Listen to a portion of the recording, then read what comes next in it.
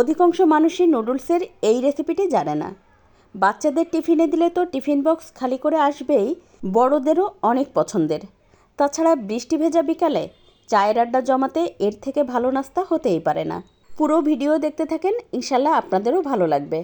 আজকের নুডলসের জন্য আমাদের তো ডিম লাগবে, তার জন্য একটা সিদ্ধ ডিম নিয়েছি, সাথে এক ফালি লেবুর রস দিয়ে দেব, সাথে লেবুর স্কিনটাও দিয়ে দেব, আর এই সাদা অংশটা তুলে ফেলে দেব।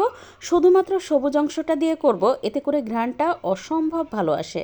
সাথে 2টা রসুনের কলি দিয়ে দেব, আর দিয়ে দেব 1 চা চামচ পরিমাণ চিনি, সেই সাথে দিয়ে দেব আধা চা চামচ পরিমাণ গোলমরিচের গুঁড়া, তার সাথে দিয়ে দেব 1 টেবিল চামচ পরিমাণ টমেটো সস, সেই সাথে স্বাদমতো লবণ, আরও দিয়ে দেব 1 টেবিল চামচ পরিমাণ রান্নার তেল। চাইলে এর মধ্যে দুধ দিয়ে দিতে পারেন, 1 টেবিল চামচ লিকুইড দুধ অথবা 1 টেবিল চামচ পরিমাণ গুঁড়ো দুধ। তারপর বেশ ভালোভাবে মিহি করে কিন্তু আমি ব্লেন্ড করে নিয়েছি, আর এই তো তৈরি হয়ে গেল ডিম দিয়ে মেয়োনিজ। এবার একটা পাত্রে নিয়ে নেব 1 প্যাকেট নুডলস। আপনি আপনার প্রয়োজন মতো নিয়ে নেবেন। এর মধ্যে কিন্তু একটা মশলার প্যাকেটও ছিল, আমি সেটাও নিয়ে নেব। তো এবার ওই যে নুডলসটা আমি নিয়েছি সেটা খুব ভালোভাবে হাত দিয়ে চেপে চেপে নুডলসগুলো ভেঙে নেব।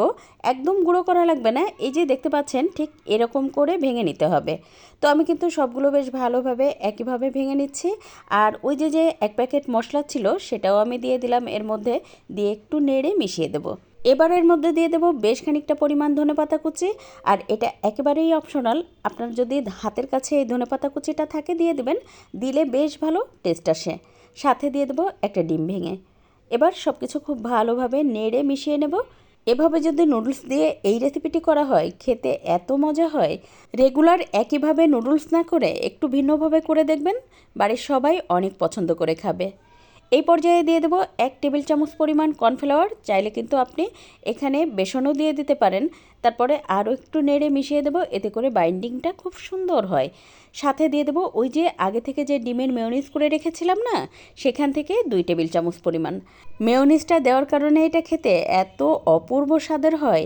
সব কিছু মেখে নেওয়ার পরে দেখতেই পাচ্ছেন ঠিক এরকম হবে। যখন পাকুড়ার শেপ দেওয়া যাবে তখনই কিন্তু বুঝবেন এটা একেবারে পারফেক্ট।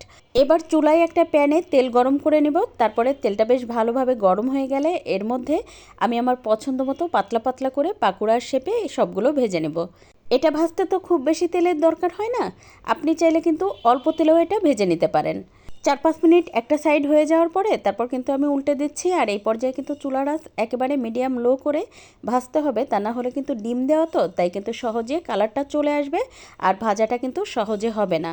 একটু সময় নিয়ে পাকোড়াগুলো এপাশ ওপাশ বেশ ভালোভাবে লাল লাল করে ভেজে নিয়ে এই তো তেল ঝরিয়ে তুলে নিয়েছি। আর এটা গরম গরম মেয়োনিজ দিয়ে খেতে কী যে ভালো লাগে।